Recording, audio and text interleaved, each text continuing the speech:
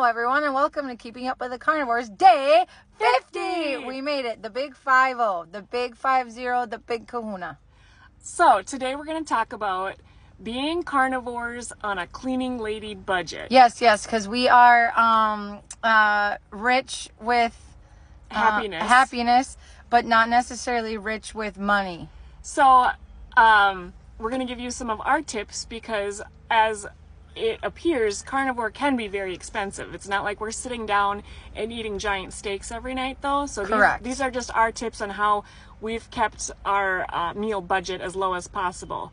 So I'll go first. Okay, great. So obviously you're supposed to eat a lot of red meat, a lot of steak. What I've found is that if you were to buy a roast, like a chuck roast, for example, you can cut that into steak-sized bits and make several meals out of that. You don't have to cook it as a roast. I've done that this week and it's been phenomenal. And then you can portion out, how big of a steak you want. You don't have to have a huge steak. You can just have a small piece of steak with your eggs or whatever you're eating. And then my other advice is eggs. Eggs. We go through so many eggs, but eggs are so versatile and they're relatively cheap. So boiled eggs, scrambled eggs, fried eggs. Eggs as a side works every time, and they're portable. So yeah, they are portable. But yeah, I honestly do mostly the ground beef and eggs, and I have a Sam's membership, not sponsored, but I go there and buy a bunch of eggs, a bunch of the ground beef they have there, also some steaks. But I will say that some of the videos you see people eating like a giant steak, 37 eggs, and like a stick of butter. Mm-hmm. And I do not do that because I get full. I've never done that. Yeah. I feel like those quantities are just the quantity is so huge. Yeah, and maybe we're not like far enough into it to where we're like that hungry. But I mean, after 50 days, you'd think you would figure that out. But yeah.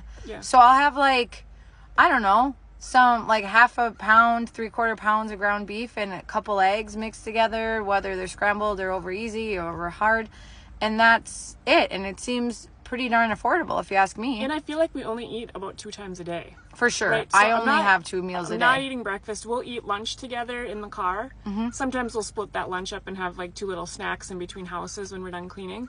And then I'll go home and I'll eat a dinner, but it's not a huge dinner.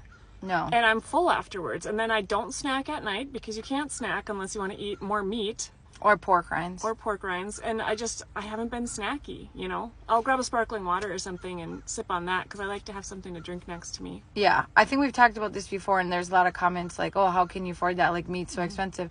Yes, all groceries are expensive, but also, like, we're not buying bags of chips anymore. A bag of chips can be anywhere from $4 to like $7. So if you're skipping that and spending that $7 on 2 things of eggs, I mean, really, right? I feel like I'm saving money. I'm also buying groceries for my family, so there's 3 of us. Right, and so I am not. I still buy snacks and stuff, but I buy snacks for my son, and then my husband eats pretty much what I'm eating.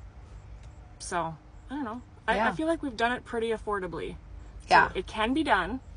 Mm-hmm. Let us know your tips and tricks. We would love to find other ways to shave money off our grocery bills. As we know, groceries have gone exponentially up. That was a big word. I know. Yeah. But yeah, if you have any shopping tips, we would love to hear them. All right. And we'll check back in later for our lunch edition. And we're drinking nitro coffee again today.